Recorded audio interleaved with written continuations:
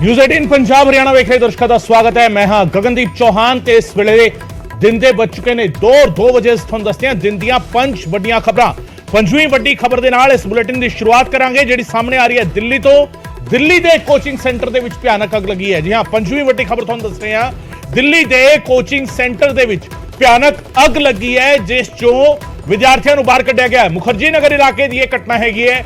Coaching centre ਦੀ ਤੀਜੀ ਮੰਜ਼ਿਲ ਤੇ ਹਫੜਾ ਦਫੜੀ ਮਚ ਗਈ। ਤੀਜੀ ਮੰਜ਼ਿਲ ਤੇ ਕਈ ਵਿਦਿਆਰਥੀ ਫਸੇ ਰਹੇ ਜਿਨ੍ਹਾਂ ਨੂੰ ਰੱਸੀਆਂ ਦੇ ਸਹਾਰੇ ਥੱਲੇ ਕੱਢਿਆ ਗਿਆ। ਰੱਸੀ ਦੇ ਰਾਹੀਂ ਤੀਜੀ ਮੰਜ਼ਿਲ ਤੋਂ ਰੈਸਕਿਊ ਕੀਤਾ ਗਿਆ ਸਟੂਡੈਂਟਸ ਨੂੰ। ਔਰ ਦਿੱਲੀ ਦੇ ਮੁਖਰਜੀ ਨਗਰ ਦੇ ਵਿੱਚ ਇਹ ਘਟਨਾ ਘਟੀ ਹੈ ਜਿੱਥੇ ਕੋਚਿੰਗ ਸੈਂਟਰ ਦੇ ਵਿੱਚ ਭਿਆਨਕ ਅੱਗ ਲੱਗੀ। ਇਸ ਦੀਆਂ ਤਸਵੀਰਾਂ ਸਾਹਮਣੇ ਆਈਆਂ ਨੇ। ਰੈਸਕਿਊ ਕੀਤਾ ਗਿਆ ਵਿਦਿਆਰਥੀਆਂ ਨੂੰ ਜਿਹੜੇ ਇੱਥੇ ਪੜ੍ਹ ਰਹੇ ਸੀਗੇ, ਕੋਚਿੰਗ ਲੈ ਰਹੇ ਸੀ। ਕੋਚਿੰਗ ਸੈਂਟਰ ਦੀ ਤੀਜੀ ਮੰਜ਼ਿਲ ਤੇ ਹਫੜਾ ਦਫੜੀ ਮਚ ਗਈ। ਤੀਜੀ ਮੰਜ਼ਿਲ ਤੇ ਫਸੇ ਹੋਏ ਕਈ ਵਿਦਿਆਰਥੀ ਤੇ ਸਾਰੇ ਵਿਦਿਆਰਥੀਆਂ ਨੂੰ ਫਿਲਹਾਲ ਇੱਕ ਦੱਸਿਆ ਜਾ ਰਿਹਾ ਕਿ ਰੈਸਕਿਊ ਕਰ ਲਿਆ ਗਿਆ ਹੈ। ਕੋਚਿੰਗ ਸੈਂਟਰ ਦੇ 4 ਵਿਦਿਆਰਥੀ ਜ਼ਖਮੀ ਹੋਏ ਨੇ। ਰੱਸੀ ਦੇ ਰਾਹੀਂ ਤੀਜੀ ਮੰਜ਼ਿਲ ਤੋਂ ਥੱਲੇ ਉਤਾਰੇ ਗਏ ਨੇ ਵਿਦਿਆਰਥੀ। ਦਿੱਲੀ ਦੇ ਮੁਖਰਜੀ ਨਗਰ ਦੀ ਇਹ ਘਟਨਾ ਹੈ। ਬਿਜਲੀ ਮੀਟਰ ਦੇ ਵਿੱਚ ਅੱਗ ਲੱਗਣ ਕਰਕੇ ਹਾਦਸਾ ਵਾਪਰਿਆ ਹੈ। ਫਾਇਰ ਬ੍ਰਿਗੇਡ ਦੀਆਂ 11 ਗੱਡੀਆਂ ਮੌਕੇ ਤੇ ਪਹੁੰਚੀਆਂ ਨੇ।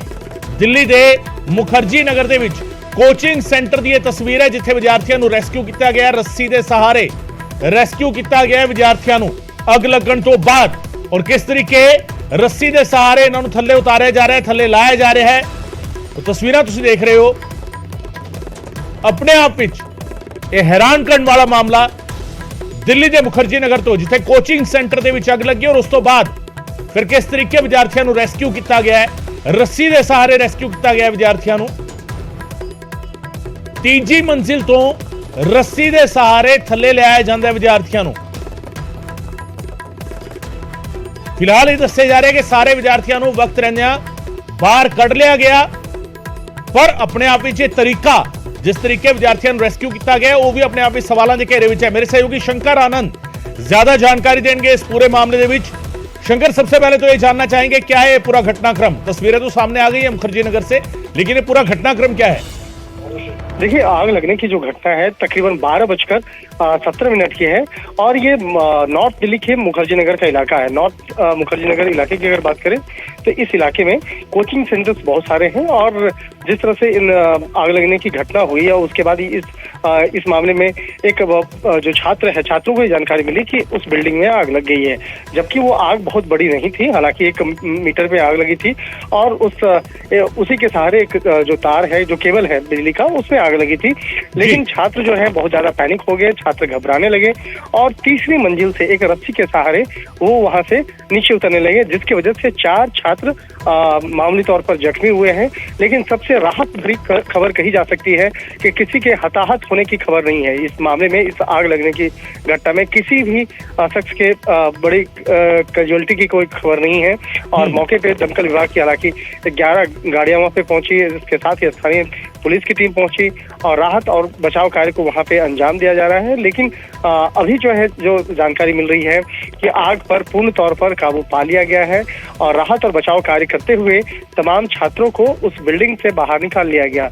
हालांकि अब तफ्तीश का दायरा ये भी होगा कि क्या उस बिल्डिंग को फायर ब्रिगेड के द्वारा एनओसी मिली थी या नहीं थी, इस मामले को जांचा जाएगा। आग लगने की वजह क्या शॉर्ट सर्किट ही है या कोई और लापरवाही है, इसको भी जांचा जाएगा। और इसके साथ ही दिल्ली पुलिस की भी टीम इस मामले की पड़ताल करेगी। तो एक तरह से कहा जा सकता है कि जिस तरह से ये घटनाक्रम में देखा गया, जिस तरह से कई छात्र जो हैं वो काफी परेशान हालत में दिख रहे थे, जिस तरह से बकायदा इस मामले में पैनिक होते हुए कई छात्र तीसरी मंजिल से, उस बिल्डिंग के तीसरी मंजिल से रस्सी के सहारे उतरने लगे, तो कहीं न कहीं यह मामला अपने आप में बहुत पैनिक वाला सिचुएशन था, जिसके छात्र जो है वो परेशान होकर के वो रस्सी के सहारे खिड़की से उतरने के लिए या कूदने के लिए मजबूर हो गए। तो इन तमाम मामलों पर एक कहा जा सकता है कि बाद में तफ्तीश की जाएगी और उस तफ्तीश की रिपोर्ट भी दिल्ली पुलिस के द्वारा वरिष्ठ अधिकारियों को सौंपा जाएगा। लेकिन अभी सबसे राहत की खबर यह है कि इस वक्त में राहत और बचाव कार्य पूरा हो चुका है, लेकिन किसी कैजुअलिटी की खबर फिलहाल नहीं आ रही है। जी शंकर, साल 2019 में तकरीबन यही वक्त था, मई का महीना था शायद, जब दिल्ली सरकार ने कुछ गाइडलाइंस भी जारी की थी। सूरत में एक बहुत भयानक अग्निकांड इस तरह का हुआ था। कोचिंग सेंटर में आग लगी थी और तकरीबन 19 विद्यार्थियों की मौत वहां हो गई थी। उसके बाद दिल्ली में भी कई जगह जांच की गई थी, कई जगह कोचिंग सेंटर्स में चेकिंग की गई थी और कई गाइडलाइंस जारी की गई थी। क्या उस परिप्रेक्ष्य में भी इस पूरे घटनाक्रम को देखा जाए? क्या उस आधार पर भी अब जांच की जाएगी? क्या उन नियमों का, कायदे कानूनों की पालना यहां हो रही थी या नहीं? शंकर, देखिए, नॉर्थ दिल्ली की अगर बात करें तो नॉर्थ दिल्ली में कई बड़े ऐसे इंस्टीट्यूट हैं जहां पर पिछले कुछ समय पहले ही दमकल विभाग के द्वारा एक निरीक्षण भी किया गया था और ये भी बाकायदा तलाशा जा रहा था कि जो बड़े बड़े बिल्डिंग्स हैं क्या वहां पर फायर ब्रिगेड के जो टर्म्स कंडीशंस होते हैं क्या उसे फॉलो वहाँ किया जाता है या नहीं किया जाता है। इसके साथ ही जो बहुत सारे ऐसे जो संस्थान थे या बहुत सारे ऐसे दफ्तर थे वहां पर जब पाया गया कि जहां पर तकनीकी तौर पर पाया गया था कि वहाँ गड़बड़ियां हैं तो उसको दुरुस्त करने के लिए बाकायदा निर्देश भी जारी किए गए थे। लेकिन इस संस्थान में जहां पर ये कोचिंग सेंटर है यहाँ पर क्या यहाँ पर किसी तरह के नियम का अवहेलना किया जा रहा था? क्या वो एनओसी से संबंधित जो दस्तावेज इनके पास नहीं थे? ये तमाम मसला जो है वो जांच का मसला है। इस मसले को भी लेकर बाद में जांच पड़ताल किया जाएगा। लेकिन सबसे राहत भरी जो खबर अभी कही जा सकती है कि तमाम जो स्टूडेंट्स हैं, जो जितने भी छात्र छात्राएं उस कोचिंग सेंटर में पढ़ाई कर रहे थे उसे सुरक्षित बचा लिया गया है। और ये नॉर्थ दिल्ली का जो मुखर्जी नगर इलाका है ये जो पूरा इलाका है ये छात्रों वाला इलाका कहा जाता है क्योंकि यहाँ पर काफी जो कोचिंग इंस्टीट्यूट है जहाँ पर छात्र छात्राएं वहाँ पर परीक्षाओं की तैयारियां करते हैं और यहाँ पर पहले भी इस तरह की घटनाएं इस इलाके में देखने को मिली थी। लेकिन अब इस मामले में विस्तार से दिल्ली पुलिस और दमकल विभाग के अधिकारी तफ्तीश करेंगे कि कहीं कोई लापरवाही का मसला तो नहीं था या जिसके चलते यहाँ पर देखने को मिला है जिस तरह से छात्र खिड़कियों के सहारे नीचे आ रहे हैं तो कहीं कहीं एक तरह से कहा जा सकता है कि ये मसला बड़ा हो सकता था और वहाँ पर कई छात्र छात्राएं घायल भी हो सकते थे। लेकिन इस मामले पर अब दिल्ली पुलिस किस तरह से तफ्तीश करेगी, किस तरह से इस मामले को देखेगी, ये देखना लाजमी होगा। बिल्कुल ये देखना होगा। शंकर, बहुत शुक्रिया इस तमाम जानकारी के लिए। शंकर आनंद मेरे सहयोगी जानकारी दे रहे सन किस तरीके एक घटनाक्रम वापरिया। गनीमत इस गल दी है कि किसी को कोई जानी नुकसान किसी तरीके का नहीं होया। हालांकि जिस तरीके स्टूडेंट्स ਨੂੰ उतरना ਪਿਆ ਰੱਸੀ ਦੇ ਸਾਰੇ उतर के उन्होंने रेस्क्यू किया अपने आप ਨੂੰ, पैनिक हो गए सी और उस तो बाद स्थिति बनती हुई नजर आई। ਤੇ ਗੱਲ ਕਰਦੇ ਹਾਂ ਕੁਦਰਤੀ ਕਰੋਪੀ ਦੀ, ਬਿਪਰਜੋਏ ਦੀ ਗੱਲ ਕਰਦੇ ਹਾਂ। ਖਤਰਨਾਕ ਰੂਪ ਧਾਰਨ ਕਰ ਰਿਹਾ ਹੈ ਤੂਫਾਨ। ਜੀ ਹਾਂ, ਭਾਰਤ ਦੇ ਵੱਲ ਤੇਜ਼ੀ ਦੇ ਨਾਲ ਬਿਪਰਜੋਏ ਵਧਦਾ ਹੋਇਆ ਨਜ਼ਰ ਆ ਰਿਹਾ ਹੈ ਔਰ ਭਾਰਤ ਦੇ ਕੰਡਿਆਲੇ ਸੂਬੇ ਜਿੱਥੇ ਇਸ ਦੀ ਮਾਰ ਪੈਣ ਵਾਲੀ ਹੈ, ਗੁਜਰਾਤ ਦੇ ਨਾਲ ਚੱਕਰਵਾਤੀ ਤੂਫਾਨ ਟਕਰਾਏਗਾ ਔਰ ਹਾਲ ਫਿਲਹਾਲ ਦੇ ਵਿੱਚ ਪਿਛਲੇ ਜੇਕਰ 24 ਘੰਟਿਆਂ ਦੀ ਗੱਲ ਕੀਤੀ ਜਾਵੇ ਤਾਂ ਉਸ ਦੇ ਵਿੱਚ ਤਸਵੀਰਾਂ ਕਾਫੀ ਬਦਲੀਆਂ ਹੋਈਆਂ ਨੇ। ਚੌਥੀ ਵੱਡੀ ਖਬਰ ਹੈ 2 ਵਜੇ ਦੀ, ਭਾਰਤ ਦੇ ਵੱਲ ਤੇਜ਼ੀ ਦੇ ਨਾਲ ਵੱਧ ਰਿਹਾ ਹੈ ਬਿਪਰਜੋਏ ਔਰ ਗੁਜਰਾਤ ਦੇ ਨਾਲ ਇਹ ਚੱਕਰਵਾਤੀ ਤੂਫਾਨ ਟਕਰਾਏਗਾ और 24 घंटिया के अंदर अंदर पिछले 24 घंटिया की गल करिए तो काफी बदलाव जिहड़ा हैगा वो मौसम दे विच भी महसूस किया जा रहा है। चक्रवाती तूफान गुजरात तो कुछ किलोमीटर दूर है ते गुजरात के कई इलाकों के विच भारी बारिश शुरू हो चुकी है। कई थाई तेज हवावां करके दरख्त उखड़ गए ने। 74,000 तो वध लोगों को रेस्क्यू शिफ्ट किया गया, एक थां तो दूजी थां ते शिफ्ट किया गया है, सुरक्षित थावां ते लिजाया गया है। NDRF ਦੀਆਂ 33 टीमां तैनात ने, आर्मी ਨੂੰ भी स्टैंड बाय मोड ਤੇ ਰੱਖਿਆ ਗਿਆ ਹੈ। महाराष्ट्र ਦੇ ਵਿੱਚ ਲੋਕਾਂ ਨੂੰ ਸਮੁੰਦਰ ਤੋਂ ਦੂਰ ਰਹਿਣ ਦੀ ਹਦਾਇਤਾਂ ਜਾਰੀ ਕਰ ਦਿੱਤੀਆਂ ਗਈਆਂ ਨੇ। ਕੰਡਿਆਲੇ ਸੂਬੇ ਜਿਹੜੇ ਨੇ, ਕੰਡਿਆਲੇ ਇਲਾਕੇ ਜਿਹੜੇ ਨੇ ਉਹਨਾਂ ਦੇ ਵਿੱਚ ਲਗਾਤਾਰ ਅਲਰਟ ਜਾਰੀ ਕੀਤਾ ਜਾ ਰਿਹਾ ਹੈ। ਬਿਪਰਜੋਏ ਲਗਾਤਾਰ ਅੱਗੇ ਵਧਦਾ ਜਾ ਰਿਹਾ ਹੈ ਔਰ ਕੁਝ ਹੀ ਘੰਟਿਆਂ ਦੇ ਵਿੱਚ ਇਹ ਗੁਜਰਾਤ ਦੇ ਕੰਢੇ ਤੇ ਜਾ ਕੇ ਗੁਜਰਾਤ ਦੇ ਕੰਢੇ ਪਹੁੰਚੇਗਾ ਬਿਪਰਜੋਏ ਔਰ ਉਸ ਤੋਂ ਬਾਅਦ ਕੀ ਤਸਵੀਰ ਹੋਵੇਗੀ ਉਸ ਦੇ ਲਈ ਇਹਤਿਆਤਨ ਤਿਆਰੀਆਂ ਕੀਤੀਆਂ ਗਈਆਂ ਨੇ। NDRF ਦੀ ਟੀਮ ਤਿਆਰ ਹੈ, ਆਰਮੀ ਨੂੰ ਵੀ स्टैंड बाय मोड से रखा गया। तीजी वड्डी खबर का रुख करते हैं। लुधियाना लुटकांड दे विच 75 लाख रुपए होर बरामद किए गए हैं। ATM कैश कंपनी के मुलाजम के कोलों यह बरामदगी की गई है, रिकवरी की गई है। लुधियाना लुटकांड दे विच 75 लाख रुपए की होर बरामदगी की गई है। मुलजम मनजिंदर मनी के घरों 50 लाख रुपए रिकवर किए गए हैं। सेफ्टिक टैंक जिहड़ा हुंदा है उस दे विच लुको के रखे गए सन। लुटकांड दे विच एक होर रिकवरी लुधियाना दे विच 75 लाख रुपए होर बरामद किए गए हैं। लुधियाना लुटकांड दे विच ते 75 लाख रुपए मनजिंदर मनी के घरों बरामद किए गए हैं। मुलजम मनजिंदर मनी के घरों 50 लाख रुपए रिकवर किए गए हैं। सैप्टिक टैंक दे विच लुको के पैसे रखे हुए सी ते इट्टां दे नाल बन के सैप्टिक टैंक दे विच लटकाए हुए सी नोट। मुलजम नरिंदर उर्फ हैप्पी तो भी 25 लाख रुपए बरामद किए गए हैं। नरिंदर के घर के सामने खाली प्लाट के विच दबे हुए सी नोट ते कल नरिंदर नूं जगराओं तो गिरफ्तार किया गया सी। हुण तक 5 करोड़ 75 लाख रुपए बरामद किए गए हैं। लेडी डाकू मोना की गिरफ्तारी के लिए छापेमारी तेज हो गई है। राजस्थान, महाराष्ट्र ते हिमाचल के छापेमारी की जा रही है, रेड की जा रही है। कुछ मुलजमां के दक्षिण भारत के विच फरार होने के इनपुट मिले ने। पुलिस ने ATM कैश कंपनी तो डिटेल स्टेटमेंट मंगी है क्योंकि ये पूरा मामला हुण ਇਸ ਪੱਖੋਂ ਕਿਤੇ ਨਾ ਕਿਤੇ ਗੁੰਝਲਦਾਰ ਹੁੰਦਾ ਜਾ ਰਿਹਾ ਹੈ ਕਿ ਐਕਚੁਅਲ ਅਮਾਉਂਟ ਕੀ ਸੀਗੀ। 8 ਕਰੋੜ 49 ਲੱਖ ਦੀ ਲੁੱਟ ਦਾ ਦਾਅਵਾ ਕੀਤਾ ਜਾ ਰਿਹਾ ਸੀਗਾ, ਪਰ ਜਿਹੜੇ ਗ੍ਰਿਫਤਾਰ ਕੀਤੇ ਗਏ ਮੁਲਜ਼ਮ ਨੇ ਇਸ ਪੂਰੇ ਮਾਮਲੇ ਦੇ ਵਿੱਚ, ਉਹਨਾਂ ਨੇ ਪੁਲਿਸ ਦੇ ਸਾਹਮਣੇ ਜੋ ਅਮਾਉਂਟ ਕਬੂਲ ਕੀਤੀ ਹੈ ਉਹ ਤਕਰੀਬਨ 6.5 ਕਰੋੜ ਦੇ ਆਸ-ਪਾਸ ਬਣਦੀ ਹੈ। ਸੋ ਪੁਲਿਸ ਨੂੰ ਇਹ ਕਿਤੇ ਨਾ ਕਿਤੇ ਖਦਸ਼ਾ ਹੈਗਾ ਹੈ। ਇਹ ਸਵਾਲ ਚੁੱਕਿਆ ਜਾ ਰਿਹਾ ਹੈ ਕਿ ਕਿਤੇ ਕੰਪਨੀ ਪਿਛਲਾ ਕੋਈ ਘਾਟਾ ਜਾਂ ਪਿਛਲੀ ਕੋਈ ਖਾਮੀ ਨੂੰ ਇਸ ਲੁੱਟ ਦੀ ਵਾਰਦਾਤ ਦੇ ਵਿੱਚ ਐਡਜਸਟ ਕਰਨ ਦੀ ਕੋਸ਼ਿਸ਼ ਤਾਂ ਨਹੀਂ ਕਰ ਰਹੀ। ਸੋ ਇਸ ਕਰਕੇ ਵੀ ਹੁਣ ਡਿਟੇਲਸ ਮੰਗੀਆਂ ਜਾ ਰਹੀਆਂ ਨੇ, ਦਸਤਾਵੇਜ਼ੀ ਡਿਟੇਲ ਮੰਗੀਆਂ ਜਾ ਰਹੀਆਂ ਨੇ। ਇਹਨਾਂ ਨੂੰ ਆਪਣੀ ਡਕੈਤੀ ਕਰਨ ਤੋਂ ਬਾਅਦ ਇਹ ਸਮਝ ਹੀ ਨਹੀਂ ਆ ਰਿਹਾ ਸੀ ਪੈਸੇ ਨੂੰ ਕਿੱਥੇ ਫਸਟ ਕੇਸ ਹੋਊਗਾ। ਮੈਨੂੰ ਲੱਗਦਾ ਜਿਹੜਾ ਹਾਈਟ ਆਫ ਪੁਲਿਸਨੈਸ ਹੈ ਵੀ ਉਹਦੇ ਵਿੱਚ ਇੱਟ ਨਾਲ ਬੰਨ੍ਹ ਕੇ ਉਹਨੂੰ ਤੇ ਉਹਦੇ ਸੈਪਟਿਕ ਟੈਂਕ ਦੇ ਵਿੱਚੋਂ ਸਿਵਰ ਦੇ ਵਿੱਚ ਉਹਨੂੰ ਈਵਨ ਉਹ ਜਦੋਂ ਅਸੀਂ ਕੱਢੇ ਆ ਉਹ ਤੁਸੀਂ ਤੁਹਾਨੂੰ ਵੀਡੀਓ ਤੋਂ ਕਲੀਅਰ ਹੋ ਜਾਊਗਾ, ਕੁਛ ਕੋ ਨੋਟ ਖਿੱਲਰ ਗਏ ਤੇ ਉਹ ਗਿੱਲੇ ਤੋਂ ਉਹਨਾਂ ਨੂੰ ਉਹਦੇ ਵਿੱਚ ਇੰਨੀ ਜ਼ਿਆਦਾ ਉਹ ਕਰ ਰਿਹਾ ਸੀ, ਉਹਦੇ ਵਿੱਚੋਂ ਹੀ ਪਾਰਟ ਆ ਜਿਹੜੇ ਕੁਛ ਨੋਟ ਹੋਣੇ ਆ ਤੇ ਉਹ ਉਹਦੇ ਚ ਉਹਨੂੰ ਸੁਕਾਇਆ, ਫਿਰ ਉਹਦੇ ਵਿੱਚੋਂ ਉਹਨੂੰ ਕਰਕੇ ਤੇ ਉਹ ਸੈਪਟਿਕ ਟੈਂਕ ਦੇ ਵਿੱਚ ਰੱਖਿਆ। ਤੇ ਜਿਹੜਾ ਦੂਜਾ ਹੈਗਾ ਉਹਦੇ ਤੋਂ ਜਿਹੜਾ ਹੈਗਾ ਨਰਿੰਦਰ ਹੈਪੀ ਆ, ਉਹਦੇ ਵਿੱਚੋਂ ਜਿਹੜੇ 25 ਲੱਖ ਰੁਪਇਆ ਰਿਕਵਰ ਹੋਇਆ ਉਹ ਘਰ ਦੇ ਸਾਹਮਣੇ ਦੱਬ ਕੇ ਰੱਖਿਆ ਹੋਇਆ। ਉਹਦੇ ਘਰ ਦੇ ਸਾਹਮਣੇ ਇੱਕ ਪਲਾਟ ਹੈ ਤੇ ਉਹਦੇ ਵਿੱਚ ਦੱਬ ਕੇ ਰੱਖਿਆ ਹੋਇਆ। ਮੈਨੂੰ ਲੱਗਦਾ ਜੇ 10 ਦਿਨ ਇਹਨਾਂ ਦਾ ਊਂ ਭੱਜਣਾ ਸ਼ੁਰੂ ਹੋ ਜਾਂਦਾ ਸ਼ਾਇਦ ਸਿਉਂਕ ਲੱਗ ਕੇ ਹੀ ਖਰਾਬ ਹੋ ਜਾਂਦੇ।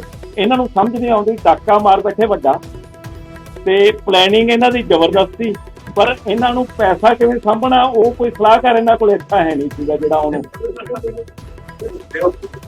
ਉਹਦੇ ਤੋਂ 25 ਲੱਖ ਰੁਪਇਆ ਜਿਹੜਾ ਜਿਹੜੇ ਤਕਰੀਬਨ ਜਿੰਨੇ ਵੀ ਬਾਕੀ ਆ, ਜਿਵੇਂ ਇਹਦੇ ਵਿੱਚੋਂ ਪਹਿਲਾਂ ਪਰਮਜੀਤ ਪੰਮਾ ਫੜਿਆ ਉਹਦੇ ਤੋਂ ਵੀ 25 ਲੱਖ ਰੁਪਇਆ ਮਿਲਿਆ। ਹਰਪ੍ਰੀਤ ਹੈ ਜਿਹੜਾ ਉਹਦੇ ਤੋਂ ਵੀ 25 ਲੱਖ ਰੁਪਏ ਦੇ ਕਰੀਬ ਹੋਇਆ ਤੇ ਫਿਰ ਉਹਦੇ ਚੋਂ ਨਰਿੰਦਰ ਹੈਪੀ ਆ ਉਹਦੇ ਤੋਂ ਵੀ ਮਤਲਬ ਇਹਨਾਂ ਦਾ ਲਗਭਗ ਦਾ ਸ਼ੇਅਰ ਜਿਹੜਾ ਨਹੀਂ ਇਹਦੇ ਵਿੱਚੋਂ ਇਹਨਾਂ ਨੇ ਇਹਨੇ ਤਾਂ ਇੱਕ ਇਹ ਕਹਿਤਾ ਸੀ ਵੀ ਮੈਂ ਕਾਰ ਲੈਣੀ ਹੈ। ਜਿਹੜਾ ਉਹਨੇ ਇਹਦੇ ਚੋਂ ਹੈਗਾ ਮਨਜਿੰਦਰ ਮਣੀ ਨੇ ਤਾਂ ਇਹ ਗੱਲ ਆਪਦੀ ਉਹਨਾਂ ਨੂੰ ਉਹਦੇ ਕਿਹਾ ਸੀ ਮੈਂ ਕਾਰ ਜਲਦੀ ਲੈ ਰਿਹਾ। ਅਸਲ ਦੇ ਵਿੱਚ ਇਹਨਾਂ ਨੂੰ ਆਪਣੀ ਡਕੈਤੀ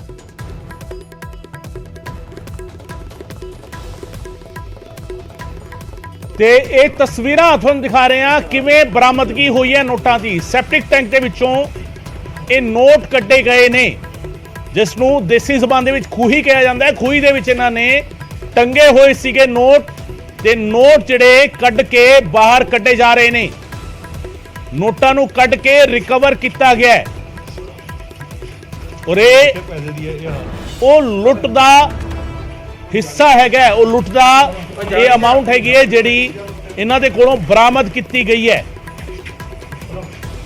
ਵੱਖ-ਵੱਖ ਪੈਕੇਟਸ ਬਣਾ ਕੇ ਦੱਬੇ ਹੋਏ ਸੀਗੇ ਨੋਟ, ਅੰਦਰ ਲਟਕਾਏ ਹੋਏ ਸੀਗੇ ਰੱਸੀ ਦੇ ਸਹਾਰੇ ਔਰ ਉਹ ਰਿਕਵਰ ਕੀਤੀ ਗਈ ਹੈ ਅਮਾਉਂਟ 500 ਦੇ ਨੋਟ ਸੀਗੇ।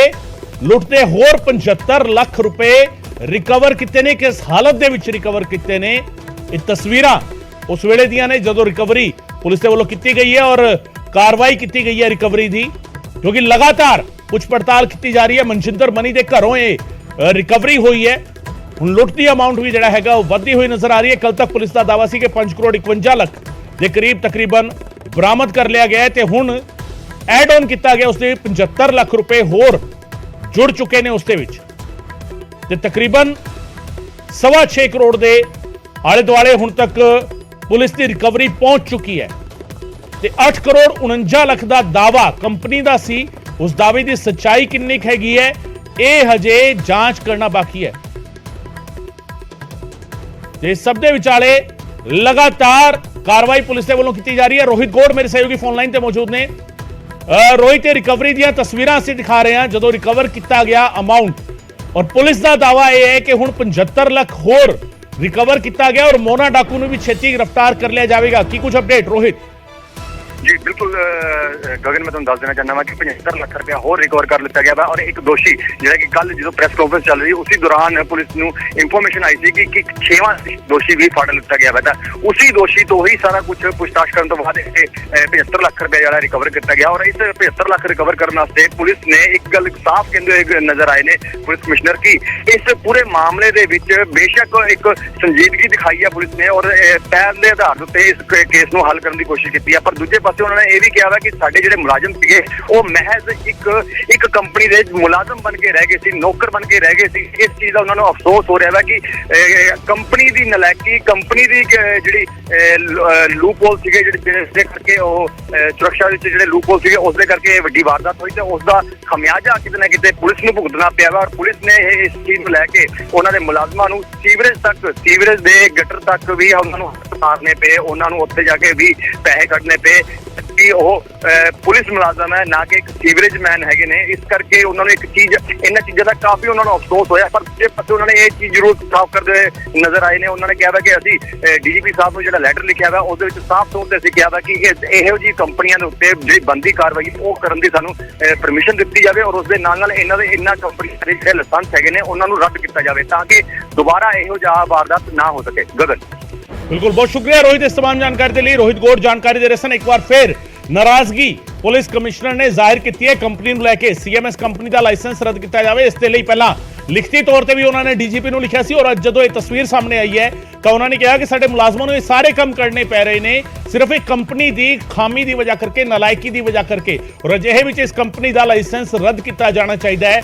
ਇਹ ਲਗਾਤਾਰ ਸਿਫਾਰਿਸ਼ ਕਰ ਰਹੇ ਨੇ Ludhiana police commissioner Mandeep Singh Sidhu. DGP ਨੂੰ ਉਹਨਾਂ ਨੇ ਪਹਿਲਾਂ ਲਿਖਿਆ ਵੀ ਸੀਗਾ ਔਰ ਅੱਜ ਫੇਰ ਇਹ ਗੱਲ ਦੁਹਰਾਈ ਹੈ।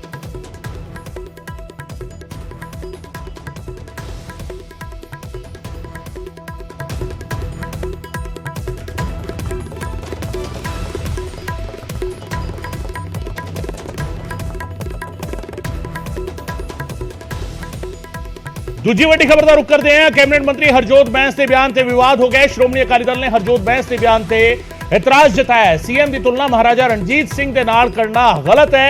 वलटोहा ने कहा, बिरसा सिंह वलटोहा ने सिख भावनावां नूं ठेस पहुंचाने वाला बयान है ते सीएम की तुलना महाराजा रणजीत सिंह के नाल करना गलत है। यह सिख भावनावां नूं ठेस पहुंचाने वाला बयान है, बिरसा सिंह वलटोहा ने कहा। सीएम दे बारे टिप्पणी की सीगी हरजोत बैंस ने। महाराजा रणजीत सिंह ने सिखां दा राज कायम किया, वलटोहा ने कहा। सीएम नूं पागल कहण ते हरजोत बैंस ने ट्वीट किया सी। ट्वीट करके सुखबीर बादल नूं जवाब दिता सी हरजोत बैंस ने। इस तो पहले सुखबीर बादल ने एक टिप्पणी की सी, एतराजयोग टिप्पणी सी, एतराजयोग भाषा सी। और उस तो बाद हरजोत बैंस का एक ट्वीट सामने आया और हरजोत बैंस के ट्वीट तो बाद वलटोहा ने फेसबुक ते पोस्ट पाई।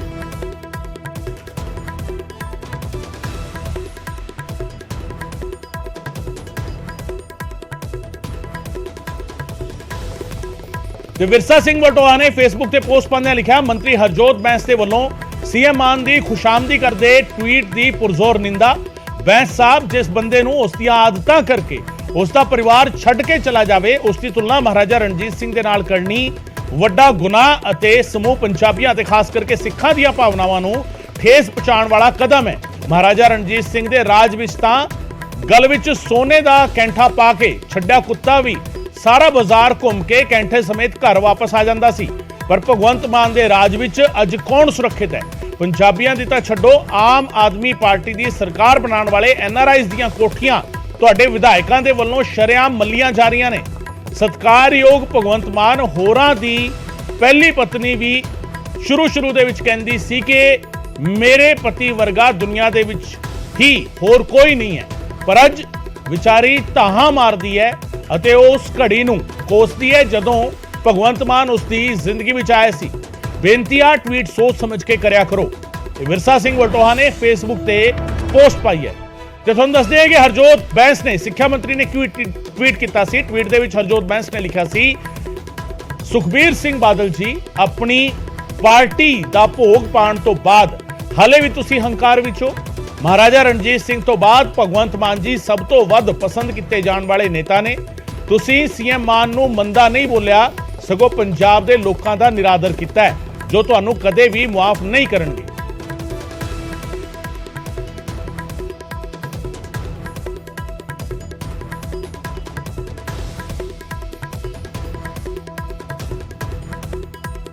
ਜਦੋਂ ਦਾ ਪੰਜਾਬ ਬਣਿਆ 4 ਮੁੱਖ ਮੰਤਰੀ ਬਣੇ, 3 ਹੀ ਸਮਝ ਲਓ। ਬਰਨਾਲਾ ਸਾਹਿਬ ਤਾਂ ਮੈਨੂੰ ਲੱਗਦਾ 2.5 ਸਾਲ ਹੀ ਰਹੇ ਹੈ, ਪਰ ਬਾਦਲ ਸਾਹਿਬ ਬਣੇ ਤਕਰੀਬਨ 20 ਸਾਲ, ਕੈਪਟਨ ਅਮਰਿੰਦਰ ਸਿੰਘ ਬਣਿਆ 10 ਸਾਲ, ਬੇਅੰਤ ਸਿੰਘ ਬਣਿਆ 5 ਸਾਲ, ਤੇ ਆਪਣੇ ਆ ਜਿਹੜਾ ਅੱਜ ਵਾਲਾ ਪਾਗਲ ਜਿਹਾ ਉਹ ਮੈਨੂੰ ਲੱਗਦਾ ਸਾਲ ਹੀ ਹੋਇਆ। ਸੋ ਜਦੋਂ ਦਾ ਪੰਜਾਬ ਬਣਿਆ ਹੈ, 4 ਮੁੱਖ ਮੰਤਰੀ ਬਣੇ, 3 ਹੀ ਸਮਝ ਲਓ। ਬਰਨਾਲਾ ਸਾਹਿਬ ਤਾਂ ਮੈਨੂੰ ਲੱਗਦਾ 2.5 ਸਾਲ ਹੀ ਰਹੇ ਹੈ, ਪਰ ਬਾਦਲ ਸਾਹਿਬ ਬਣੇ ਹੈ ਤਕਰੀਬਨ 20 ਸਾਲ, ਕੈਪਟਨ ਅਮਰਿੰਦਰ ਸਿੰਘ ਬਣਿਆ 10 ਸਾਲ, ਬੇਅੰਤ ਸਿੰਘ ਬਣਿਆ 5 ਸਾਲ, ਤੇ ਆਪਣੇ ਆ ਜਿਹੜਾ ਅੱਜ ਵਾਲਾ ਪਾਗਲ ਜਿਹਾ ਉਹ ਮੈਨੂੰ ਲੱਗਦਾ ਸਾਲ ਹੀ ਹੋਇਆ। ਸੋ ਹੁਣ ਕੀ ਸੋ ਬਿਆਨ ਸੁਖਬੀਰ ਸਿੰਘ ਬਾਦਲ ਦਾ, ਉਸ ਤੋਂ ਬਾਅਦ ਹਰਜੋਤ ਬੈਂਸ ਦਾ ਟਵੀਟ, ਹਰਜੋਤ ਬੈਂਸ ਦੇ ਟਵੀਟ ਤੋਂ ਬਾਅਦ ਵਿਰਸਾ ਸਿੰਘ ਵਲਟੋਹਾ ਦੀ ਫੇਸਬੁੱਕ ਪੋਸਟ। ਇਹ ਪੂਰੀ ਕੜੀਆਂ ਨੇ ਇਸ ਵਿਵਾਦ ਦੀਆਂ, ਜਿਹੜਾ ਇੱਕ ਬਿਆਨ ਤੋਂ ਬਾਅਦ ਸ਼ੁਰੂ ਹੁੰਦਾ ਇੱਕ ਤਕਰੀਰ ਦੇ ਵਿੱਚ ਜਿਸ ਤਰੀਕੇ ਦੀ ਇਤਰਾਜ਼ਯੋਗ ਸ਼ਬਦਾਵਲੀ ਸੁਖਬੀਰ ਸਿੰਘ ਬਾਦਲ ਦੇ ਵੱਲੋਂ ਇਸਤੇਮਾਲ ਕੀਤੀ ਗਈ, ਉਸ ਨੂੰ ਲੈ ਕੇ ਹਰਜੋਤ ਬੈਂਸ ਸਿੱਖਿਆ ਮੰਤਰੀ ਨੇ ਇੱਕ ਟਵੀਟ ਕੀਤਾ ਔਰ ਉਸ ਟਵੀਟ ਤੋਂ ਬਾਅਦ ਫਿਰ ਵਿਰਸਾ ਸਿੰਘ ਵਲਟੋਹਾ ਸੀਨੀਅਰ ਅਕਾਲੀ ਆਗੂ ਨੇ ਉਹਨਾਂ ਦੀ ਫੇਸਬੁੱਕ ਪੋਸਟ। ਲਗਾਤਾਰ ਇਹ ਵਿਵਾਦ ਜਿਹੜਾ ਹੈਗਾ ਉਹ ਭਖਦਾ ਜਾ ਰਿਹਾ ਔਰ ਫੇਸਬੁੱਕ ਪੋਸਟ ਦੇ ਵਿੱਚ ਜਿਹੜੇ ਹਮਲੇ ਹੁਣ ਹੋਏ ਨੇ, ਜਿਹੜਾ ਅਟੈਕਿੰਗ ਮੋਡ ਨਜ਼ਰ ਆਇਆ, ਉਸ ਦੇ ਵਿੱਚ ਮੁੱਖ ਮੰਤਰੀ ਦੀ ਜ਼ਾਤੀ ਜ਼ਿੰਦਗੀ ਨੂੰ ਲੈ ਕੇ ਵੀ ਟਿੱਪਣੀਆਂ ਹੋਈਆਂ ਨੇ ਔਰ ਇਸੇ ਨੂੰ ਲੈ ਕੇ ਹੁਣ ਲਗਾਤਾਰ ਜਿਹੜਾ ਹੈਗਾ ਇਹ ਮਸਲਾ ਜਿਹੜਾ ਹੈਗਾ ਉਹ ਭਖਦਾ ਹੋਇਆ ਨਜ਼ਰ ਆ ਰਿਹਾ। ਜਦੋਂ ਦਾ ਪੰਜਾਬ ਬਣਿਆ ਹੈ, 4 ਮੁੱਖ ਮੰਤਰੀ ਬਣੇ, 3 ਹੀ ਸਮਝ ਲਓ। ਬਰਨਾਲਾ ਸਾਹਿਬ ਤਾਂ ਮੈਨੂੰ ਲੱਗਦਾ 2.5 ਸਾਲ ਹੀ ਰਹੇ ਹੈ, ਪਰ ਬਾਦਲ ਸਾਹਿਬ ਬਣੇ ਹੈ ਤਕਰੀਬਨ 20 ਸਾਲ, ਕੈਪਟਨ ਅਮਰਿੰਦਰ ਸਿੰਘ ਬਣਿਆ 10 ਸਾਲ, ਬੇਅੰਤ ਸਿੰਘ ਬਣਿਆ 5 ਸਾਲ, ਤੇ ਆਪਣੇ ਆ ਜਿਹੜਾ ਅੱਜ ਵਾਲਾ ਪਾਗਲ ਜਿਹਾ ਉਹ ਮੈਨੂੰ ਲੱਗਦਾ ਸਾਲ ਹੀ ਹੋਇਆ। ਸੋ ਹੁਣ ਕੀ ਹੈ? ਪਹਿਲੀ ਵੱਡੀ ਖਬਰ ਦਾ ਰੁਖ ਕਰਦੇ ਹਾਂ। ਐਸਜੀਪੀਸੀ ਨੇ ਐਮਰਜੈਂਸੀ ਮੀਟਿੰਗ ਸੱਦੀ ਹੈ। ਜਥੇਦਾਰ ਬਦਲੇ ਜਾਣ ਦੀਆਂ ਚਰਚਾਵਾਂ ਦੇ ਵਿਚਾਲੇ ਮੀਟਿੰਗ ਸੱਦੀ ਗਈ ਹੈ। ਕੱਲ 11 ਵਜੇ ਇਹ ਮੀਟਿੰਗ ਹੋਵੇਗੀ, ਅੰਤਰਿਮ ਕਮੇਟੀ ਦੀ ਮੀਟਿੰਗ ਹੋਵੇਗੀ। ਐਸਜੀਪੀਸੀ ਨੇ ਐਮਰਜੈਂਸੀ ਮੀਟਿੰਗ ਸੱਦੀ ਹੈ। ਵੱਡੇ ਫੈਸਲੇ ਦੀ ਤਿਆਰੀ ਦੇ ਵਿੱਚ ਕੀ ਐਸਜੀਪੀਸੀ ਇਹ ਸਵਾਲ ਖੜਾ ਹੋ ਰਿਹਾ ਹੈ। ਕੱਲ 11 ਵਜੇ ਅੰਤਰਿਮ ਕਮੇਟੀ ਦੀ ਅਹਿਮ ਮੀਟਿੰਗ ਹੈ। ਜ਼ਰੂਰੀ ਏਜੰਡਿਆਂ ਨੂੰ ਲੈ ਕੇ ਮੀਟਿੰਗ ਸੱਦੀ ਗਈ ਹੈ। ਪਹਿਲੀ ਵੱਡੀ ਖਬਰ 2 ਵਜੇ ਦੀ, ਐਸਜੀਪੀਸੀ ਨੇ ਐਮਰਜੈਂਸੀ ਮੀਟਿੰਗ ਸੱਦੀ ਹੈ ਔਰ ਐਮਰਜੈਂਸੀ ਮੀਟਿੰਗ ਕੱਲ 11 ਵਜੇ ਅੰਮ੍ਰਿਤਸਰ ਦੇ ਵਿੱਚ ਮੀਟਿੰਗ ਹੋਵੇਗੀ। ਕੋਈ ਵੱਡਾ ਫੈਸਲਾ ਐਸਜੀਪੀਸੀ ਲੈ ਸਕਦੀ ਹੈ। ਵੱਡਾ ਸਵਾਲ ਇਹ ਕਿ ਕੀ ਅਕਾਲ ਤਖਤ ਸਾਹਿਬ ਨੂੰ ਨਵੇਂ ਜਥੇਦਾਰ ਮਿਲਣਗੇ? ਇਹ ਆਪਣੇ ਆਪ ਵਿੱਚ ਅਹਿਮ ਸਵਾਲ ਹੈ, ਕਿਉਂਕਿ ਲਗਾਤਾਰ ਜਿਸ ਤਰੀਕੇ ਦੀਆਂ ਚਰਚਾਵਾਂ ਚੱਲ ਰਹੀਆਂ ਨੇ, ਲਗਾਤਾਰ ਜਿਸ ਤਰੀਕੇ ਦੇ ਸਵਾਲ ਉੱਠ ਰਹੇ ਸਨ, ਲਗਾਤਾਰ ਜਿਸ ਤਰੀਕੇ ਜਥੇਦਾਰ ਸਾਹਿਬ ਦੇ ਬਿਆਨ ਨੂੰ ਲੈ ਕੇ ਜਿਸ ਤਰੀਕੇ ਦੇ ਪ੍ਰਤੀਕਰਮ ਸਾਹਮਣੇ ਆ ਰਹੇ ਸੀ, ਉਹ ਭਾਵੇਂ ਅਕਾਲੀ ਦਲ ਦੇ ਸੀਨੀਅਰ ਆਗੂਆਂ ਦੇ ਵੱਲੋਂ ਆ ਰਹੇ ਸੀ ਜਾਂ ਅੰਦਰੂਨੀ ਪੱਧਰ ਤੇ ਵੀ ਇਹਨੂੰ ਇਹ ਕਿਹਾ ਜਾਵੇ ਕਿ ਸਿੱਧੇ ਤੌਰ ਤੇ ਸਵਾਲ ਜਿਹੜੇ ਖੜੇ ਹੋ ਰਹੇ ਸੀ, ਉਸ ਤੋਂ ਬਾਅਦ ਲਗਾਤਾਰ ਇਹ ਸਵਾਲ ਉੱਠ ਰਿਹਾ ਸੀਗਾ ਕਿ ਕੋਈ ਅਜਿਹਾ ਫੈਸਲਾ ਲਿਆ ਜਾ ਸਕਦਾ ਹੈ ਸ਼੍ਰੋਮਣੀ ਕਮੇਟੀ ਦੇ ਵੱਲੋਂ। ਔਰ ਹੁਣ ਅੰਤਰਿਮ ਕਮੇਟੀ ਦੀ ਮੀਟਿੰਗ ਸੱਦੀ ਗਈ ਹੈ ਕੱਲ 11 ਵਜੇ ਅੰਮ੍ਰਿਤਸਰ ਦੇ ਵਿੱਚ। ਇਹ ਮੀਟਿੰਗ ਸੱਦੀ ਗਈ ਹੈ। ਵੱਡੇ ਫੈਸਲੇ ਦੀ ਤਿਆਰੀ ਵਿੱਚ ਕੀ ਐਸਜੀਪੀਸੀ ਹੈ? ਸਵਾਲ ਇਸ ਗੱਲ ਨੂੰ ਲੈ ਕੇ ਉੱਠ ਰਿਹਾ ਹੈ। 11 ਵਜੇ ਮੀਟਿੰਗ ਹੋਣੀ ਹੈ। ਕੀ ਕੁਝ ਇਸ ਮੀਟਿੰਗ ਦੇ ਵਿੱਚ ਏਜੰਡਾ ਰਹਿਣ ਵਾਲਾ ਹੈ? ਕਿਸ ਤਰੀਕੇ ਦੀ ਤਸਵੀਰ ਇਸ ਮੀਟਿੰਗ ਤੋਂ ਬਾਅਦ ਸਾਹਮਣੇ ਆ ਸਕਦੀ ਹੈ? ਸਾਰੇ ਸਵਾਲ ਉੱਠ ਰਹੇ ਨੇ। ਕੱਲ 11 ਵਜੇ ਅੰਤਰਿਮ ਕਮੇਟੀ ਦੀ ਅਹਿਮ ਮੀਟਿੰਗ ਐਸਜੀਪੀਸੀ ਦੇ ਵੱਲੋਂ ਸੱਦੀ ਗਈ ਹੈ।